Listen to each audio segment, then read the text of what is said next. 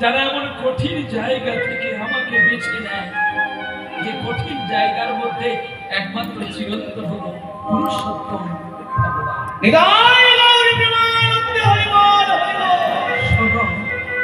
চিরন্তর কথা মহাকাব্যে লেখা হবে, দানবীর দাতা কর্মের কথা। আর তুমি নিজের ইচ্ছাই কিন্তু আজকে আমাকে পাওনি, এমন সৎ স্ত্রী পেয়েছে। সৎ স্ত্রী কাকে বলে জানো? যে সদা স্বামীর কাছে সত্য কথা, তাকে সতী বলে। জানো, অহল্লার সতীত্ব হরণ তো ইন্দ্র করেছিল, তবু কেন সতী? তারা সতীত্ব তো চন্দ্র হরণ করলো, তবু কেন সতী? মন্বন্তরী কেন সতী? দ্রৌপদীর 5টা স্বামী থাকতে কর্ণকে মনে মনে ভালোবাসলো, দুঃশাসন সবার কাছে তার বস্ত্র হরণ করে দিল, তবু কেন সে সতী জানো? কারণ পতির কাছে সত্য কথাটা বলতে বলে, তাই তারা সতী। নিতাই গৌর হরি বল হরি বল। শুধু তাই নয়, পতির বাক্য পালন করত। আজকে আমার আপনার ঘরে হবে, স্ত্রীকে যদি বলো যে আজকে তুমি বাবার বাড়ি যেও না, তোমার বাবার বাড়ির কাছে কি বোনের বাড়ির কাছে কোনো দুর্ঘটনা ঘটেছে, সে নিজে আর ফোন করবে না, সে অন্য কাউকে বাইপাস দিয়ে ফোন করে সে মোট যাবে।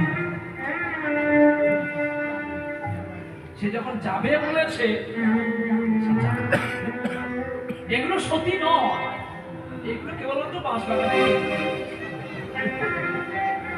যাদের অপঘাতে মৃত্যু হয়, দেখেন না বাঁশবাগানে কেঁদেছিল। এটা আমার মুখের কথা নয়, ভাগবতের কথা। ধুন্দুল আর গোকর্ণ, যা বলি বাস্তবে তা আছে মহান শাস্ত্রে।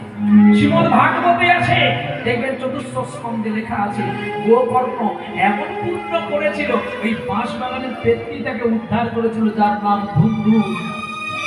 যার চোরের অঙ্গ, সে চোরের গর্ভে জন্ম নিয়েছিল, কিন্তু ব্রাহ্মণের পুত্র রূপে পরীক্ষা পাওয়ার পরেও, ধনসম্পদ লুট করার পরে 3টি মেয়েকে ভালোবেসেছিল।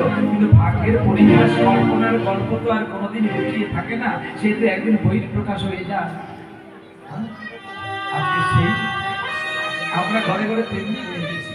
এমনি বলে হবে না, সাধু চিন্তন করো, সাধু সঙ্গ করো, সাধু লাভ করো। নিতাই গৌর হরি বল।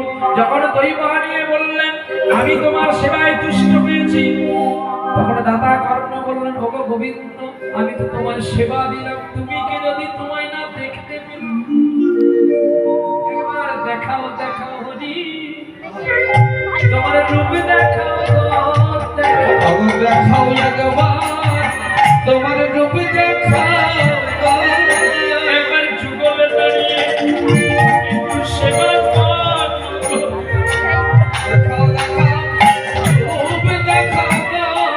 আমি বড় আশা করে বসে আছি, একবার দেখাও দেখাও তোমার রূপ দেখাও। পাবে নয়ে কিশোরী চলেন বংশী ধারী, দাতা কর্ণের বাড়িতে ভগবানের কাছে দাঁড়ায় বসিতে, দেখে নয়ন ভাঙে, কিবা সুন্দর যেন রূপে মনোহর, দাঁড়ালে দাঁড়া কি আসে, কিবা সুন্দর যেন রূপে মনোহর, দাঁড়ালে কি গো আসে।